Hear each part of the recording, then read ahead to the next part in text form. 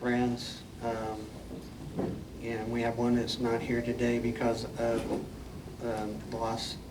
So just take just a few seconds of silence to remember those.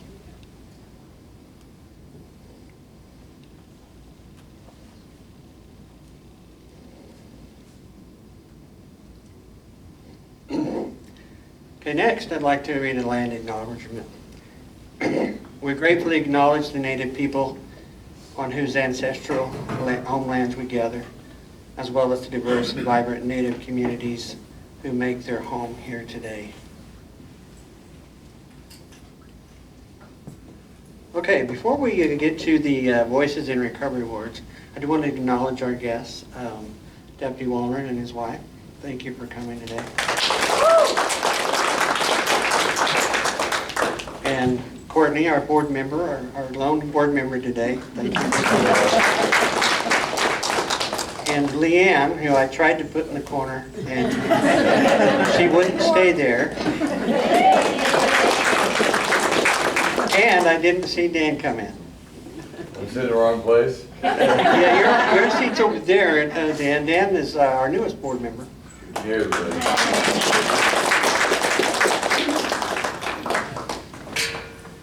Thanks, Ken. And now that I just want to slip in. no, Michelle was making sure that didn't happen. So I appreciate you guys being here today. You notice, Dan, there's a stocking in front of you there. And on that piece of paper is your, we got these for the board. We could only afford the picture of the item. But it would be pretty cool, right? No, there's not a bottle on there. Please don't leave without the other part of that, which is the actual present. We have those in the back. Thank you.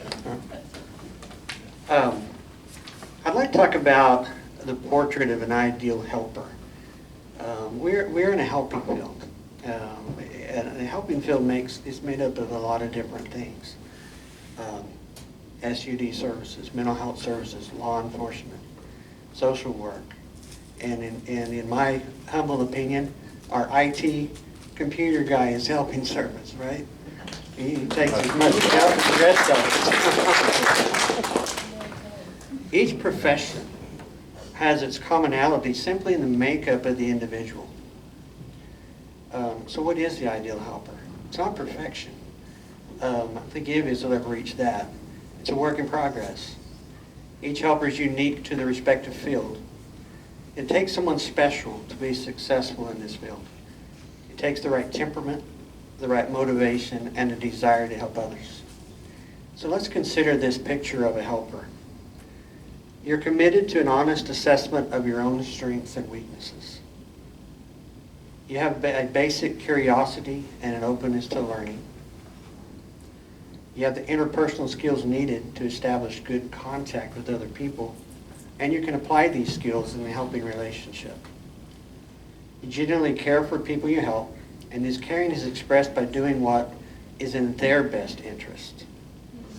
You're able to deal with a wide range of your client's thoughts, feelings, and behaviors. You realize that change is typically hard work, and you're willing to stay with clients as they go through these difficult processes. You realize that clients often limit themselves through a restricted imagination of possibilities for their future. You're able to challenge clients to dream and to take the steps necessary to fulfill their dreams. You're willing to draw on a number of resources to enable clients to fulfill their goals. You're flexible in applying strategies for change, and you're willing to adapt your techniques to the unique situation of each client. In working with clients whose ethnic and cultural background is different from your own, you show respect for them by not fitting them into a preconceived box. You take care of yourself physically, mentally, psychologically, socially, and spiritually. You do in your own life what you ask of your clients. If you're confronted with problems, you deal with them. You question life and engage in critical self-examination of your beliefs and values. You establish meaningful relationships with at least a few significant people. Although you have a healthy sense of self-love and pride, you're not self-absorbed. My intent with this is not to overwhelm anybody to think, oh my gosh, you gotta have all this stuff or you're not gonna be in a helping field. Like I said earlier, it's a work in progress. Some of you have mastered some of these and some of you are saying, what the heck? I have to do that? But that's okay, that's what makes us individuals. So keep working on this, keep working on these skills and developing who you are in this field. At one point in time, you had to ask yourself, is a helping profession for me? And obviously your answer was yes, because you're here today. Thank you. Everybody works for West Sound. All of our partners, Deputy Wallner, Kevin, Leanne, all of our partners here, our board. Without you, we don't survive as well. Because it takes a village, right? And it takes our partners to help us to achieve what our goals are and what our mission is. So thank you all for that. And clinicians, case managers, recovery, peer support, whatever your role is here, you're valuable to this company, and I appreciate it. Today we're honoring some who we feel have stood out in the community in some way, above the picture of a helper. The Voices in Recovery Award highlights those in the community who stand out for the work they do and help people who can't help themselves. First up, we're honoring Deputy Wallner. Deputy Wallner's with the Kitsap County Sheriff's Office. The people that nominated David call him kind and compassionate. They say it's obvious from his actions that he genuinely cares for the people he serves. He's committed to getting people the help they need, and then he follows up with initial interactions to check on their well-being. He makes himself available when the real team needs a safety check or has a concern about an encampment, and the officers go with them to check the place out ahead of time. David has stated that when it comes to law enforcement interacting with the homeless community, he lives by two principles: accountability and compassion. When he looks for solutions for the unhoused population, he believes they need to come from answers to these questions. How do we help them move up? How do we help them see solutions in themselves? How do we empower them to try to get out of the life, if possible, and do they have the capacity to do so? Now his answer to this is, I strive to make this part of my daily approach because kicking people along, treating them poorly to get them to move out of the immediate area isn't solving the long-term issue. It creates bad relationships, which leads to less compliance and worse results down the road. So folks, does this meet the definition of a helping person? Absolutely. The real team stated, I've witnessed on several occasions his compassion and willingness to help those that are seeking any kind of treatment service. He believes that, yes, people make mistakes, but those mistakes do not define that person. Deputy Wallner lives what he believes, and it's noticed in our community. So if you'd come up, please.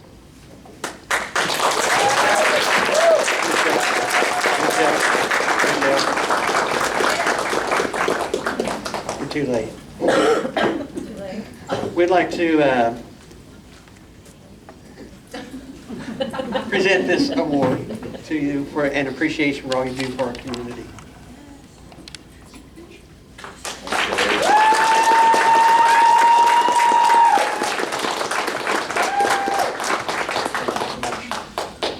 Love you, Walter.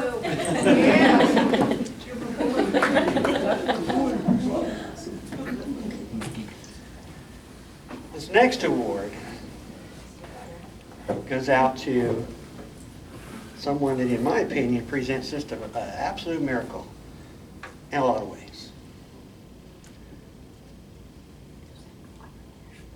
As helping professionals, we always hope for the magic to happen and see a life transformed before our eyes. But it's rare to see such a transformation as bold as this next recipient. I remember the first day that I met this recipient in my office, sitting in a chair, slumped down, hat covering his eyes, and he was tough. and he didn't have a care in the world. Not about what I had to say. But I knew that wasn't who he was, right? Everything that may have happened in this person's life over the next several months, what was most important is that he believed in himself. He stepped up to make a difference for himself. Something sparked, came alive. Wasn't an easy road, but it has been and will continue to be a successful path and a renewed spirit within this individual. It was shared to me by Kayla. She found it so funny when this recipient would tell her that he hated people. He's not a people person. It was quite easy to tell that this was far from the truth. So we went on to say this recipient had such a powerful aura that drew people to him. He never missed an opportunity to help someone when in need. She said, this is pretty unusual for someone who hated people. And I agree with that. It's been said this recipient goes above and beyond for not only the people in his life, but for West Sound participants. He stays eager to learn about everything and anything, and honestly has no issues asking questions if he doesn't know the answer. Then they go on to say, I'm extremely grateful to be a part of his life. Can't wait to see how much more he can accomplish. What else stands out about this person? His work in the community. Fits the picture of a helper and has been noticed. This recipient spent time with a group called Rock the Block, working with the unhoused population as a volunteer, been instrumental in helping others get up and get on with their life. Has proved to be a very valuable resource in the community. On August 2023, this recipient applied at West Sound Treatment Center, as he threatened me that he would.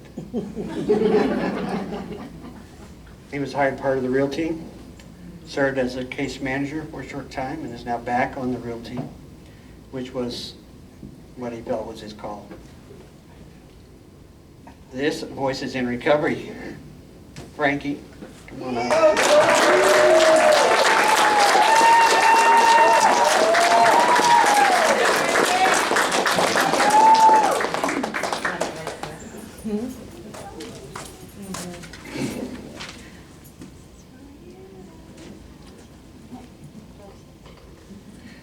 So, and to add, I want to say that I'm proud of you. And what you've done is difficult for anybody, but the way you've done it and how quickly you've done it is impressive. Kayla's sorry she can't be here today. She sent this email. I can't read it because of content, because this would be published, but I'm giving that to you, and you can share it with whoever you want. Thank you.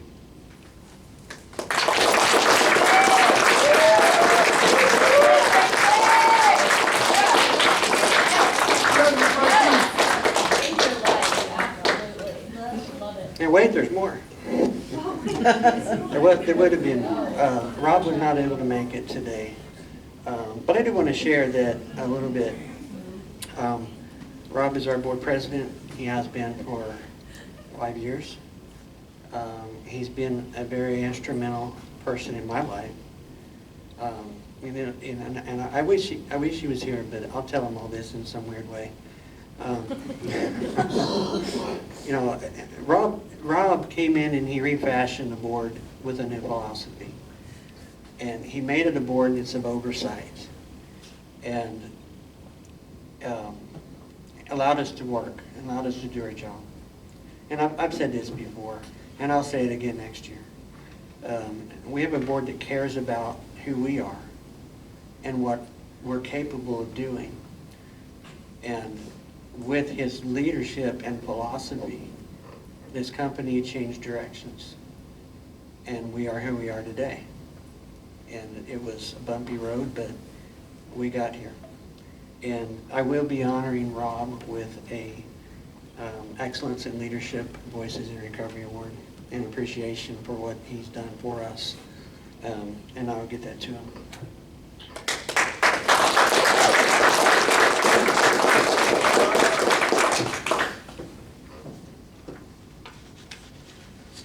That's all I have on my paper. I did not cry. Good job, Ken.